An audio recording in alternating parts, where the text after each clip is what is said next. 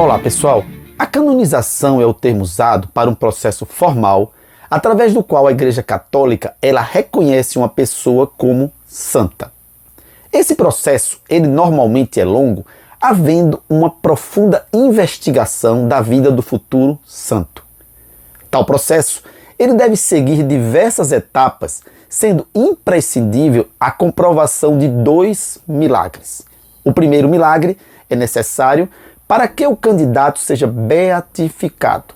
Já o segundo milagre, ele é necessário para que o candidato seja canonizado, ou seja, declarado santo. Esse vídeo, que foi uma sugestão do Jean Kennedy, ele vai trazer 5 processos de canonização que foram muito rápidos. Importante deixar claro que algumas informações relacionadas aos milagres atribuídos a santos mais antigos, como por exemplo Santo Antônio de Pádua, são ainda objeto de controvérsia por faltarem registros históricos suficientes. Então vamos lá.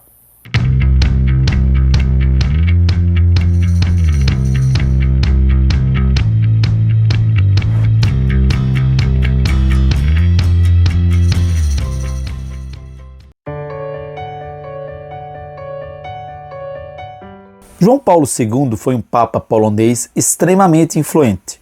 No seu longo pontificado, teve uma participação decisiva no fim do comunismo. Procurou o diálogo religioso, tendo efetuado diversas viagens. Alguns desafetos o acusam de encobrir supostos casos de pedofilia na igreja, especialmente em relação ao padre Marcial Maciel e ao ex-cardeal Theodore McCarrick. Os milagres que o levaram à canonização foram os seguintes. Primeiro, a cura da irmã francesa Marie Simon-Pierre, que sofria de Parkinson após rezar em 2005. Segundo, a cura da costarriquenha Floribert Mora, que tinha um aneurisma cerebral incurável após ela ouvir a voz do Papa em 2011. Ele foi canonizado em 2014, apenas 9 anos após a sua morte. Madre Teresa de Calcutá, conhecida como a Santa das Sarjetas, foi uma religiosa católica de origem albanesa que se naturalizou indiana.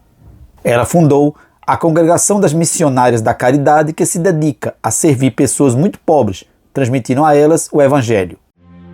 Recebeu o Prêmio Nobel da Paz em 1979 pelo seu trabalho humanitário na Índia e em outros países.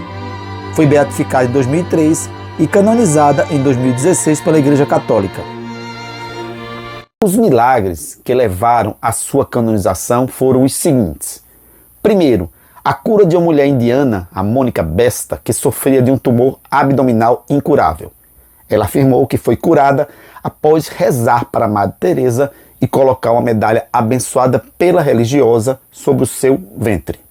Segundo, a cura do brasileiro Marcílio Haddad Andrino, que tinha hidrocefalia e uma grave infecção no cérebro. Ele foi curado após a sua esposa pedir a ajuda de Madre Teresa em suas orações.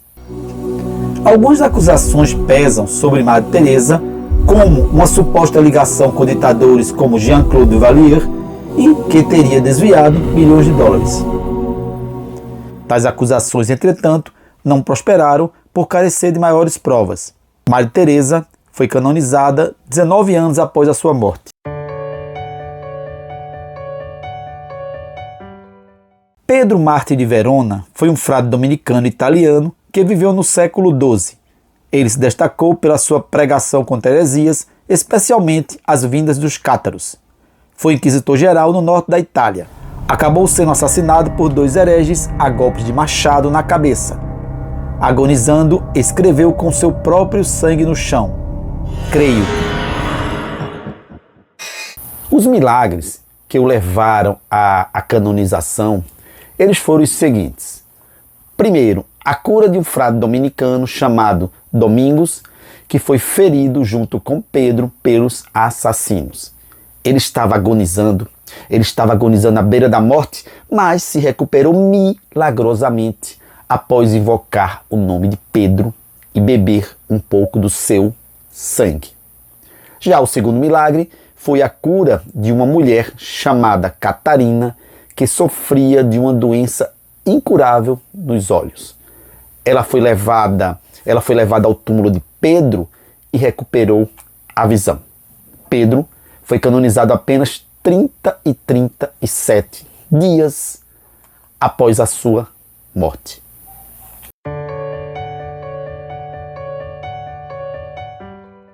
Santo Antônio de Pádua foi um frade português da Ordem dos Franciscanos. Ele é considerado o padroeiro dos pobres, dos casamentos e das coisas perdidas. Os milagres que o levaram à canonização foram os seguintes. Primeiro, a cura de um menino chamado Leonardo, que teve o pé decepado por um machado. Ele foi levado ao convento onde Santo Antônio estava e o santo reuniu as partes do pé e o restabeleceu milagrosamente. Já o segundo milagre foi a ressurreição de um homem chamado Jacopo, que tinha sido assassinado pelo seu primo. A sua mãe pediu ao Santo Antônio que intercedesse por ele, e o santo orou sobre o seu corpo. Jacopo voltou à vida e perdoou o seu assassino. Santo Antônio de Pádua foi canonizado apenas 352 dias após a sua morte.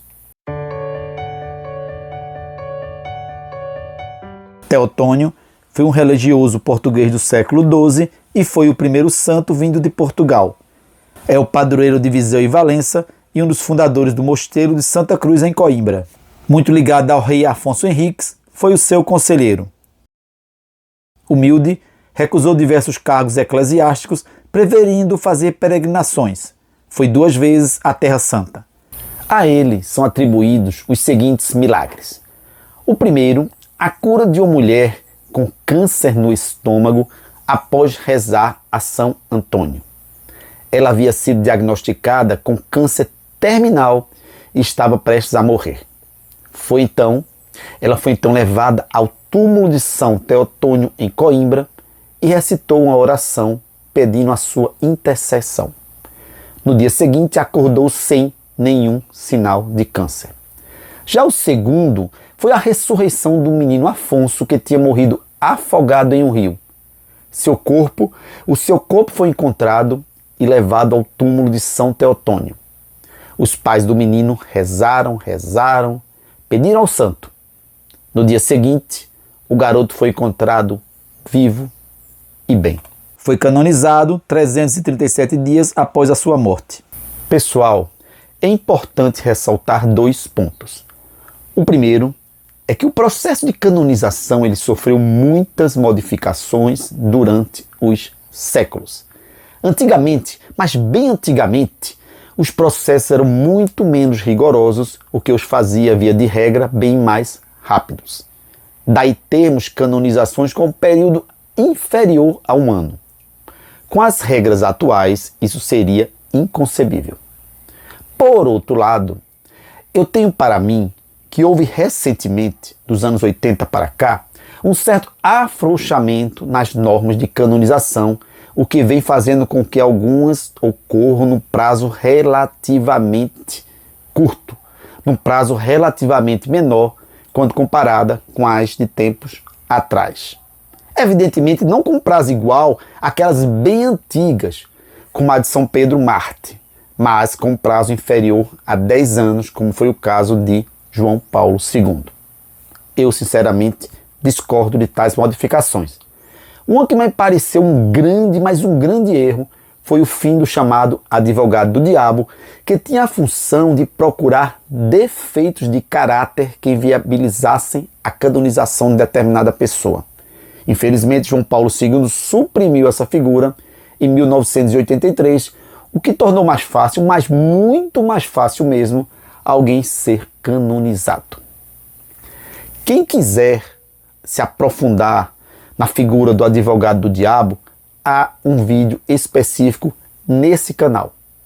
Pessoal, eu tenho para mim que a igreja deve ter muito cuidado com o assodamento nas canonizações, pois investigações sem a profundidade necessária podem levar a problemas futuros caso se descubra que o santo não era bem santo, em face de alguns fatos da sua vida surgirem posteriormente ao público. É isso aí, pessoal. Valeu!